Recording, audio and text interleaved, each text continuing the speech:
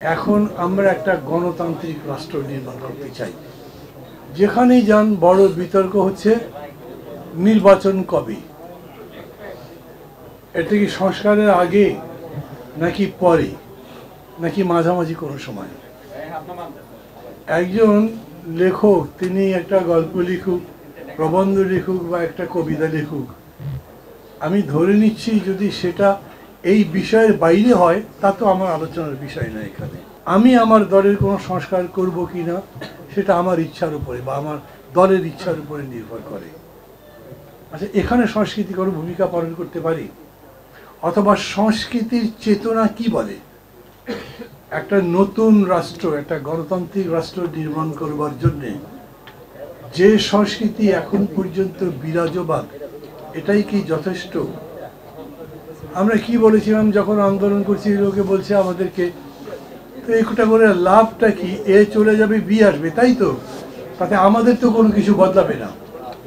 আমরা তখন বলতাম না, আমরা কেবল সরকার পরিবর্তনের রাজনীতি করছি না, আমরা আন্দোলন করছি একই সঙ্গে সমাজ বা রাষ্ট্রটাও বদলে দিতে। তার মানে এখন যেহেতু ফ্যাসিবাদ পরাজিত হয়েছে, আপনার রাজনীতির মূল ফোকাসটা হচ্ছে এই সমাজ পরিবর্তন করা।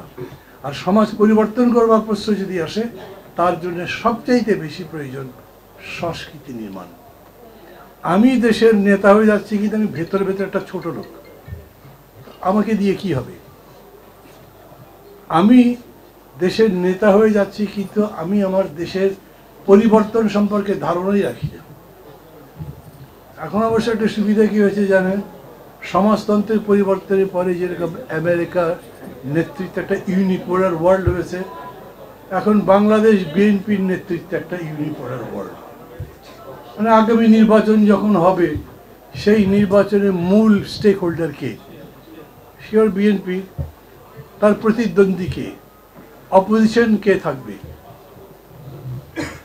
মানে এরকম কেউ থাকতে পারে যার নাম আমি এখন বলতে চাই, এটা একটা পাবলিসিটির মতো হতে পারে, বাদ দিচ্ছে এই জন্যে। কিন্তু এটা এরকমই একটা ডিফিকাল্ট কোয়েশ্চেন হয়ে গেছে যে আমরা অনেকে বুঝি নাই এত বড় লড়াই, এত বড় আত্মত্যাগের পরে সেই শক্তি আগের চাইতে অনেক বড় শক্তি রূপে আবির্ভূত হবে, যাকে আমরা চাই না বা আমি চাই না, কিন্তু তাই হয়েছে।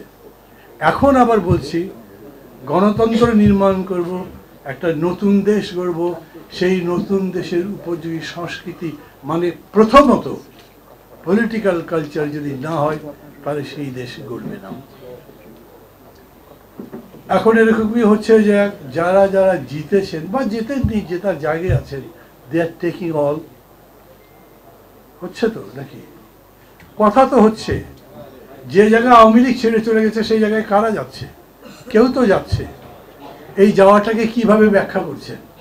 এই যাওয়ার পরবর্তী রেজাল্ট কি হবে? এটা বোঝার জন্য নিশ্চিতভাবে রাজনৈতিক দলগুলোকে লায়াবল করতে হবে to the people right now, এখনই করতে হবে।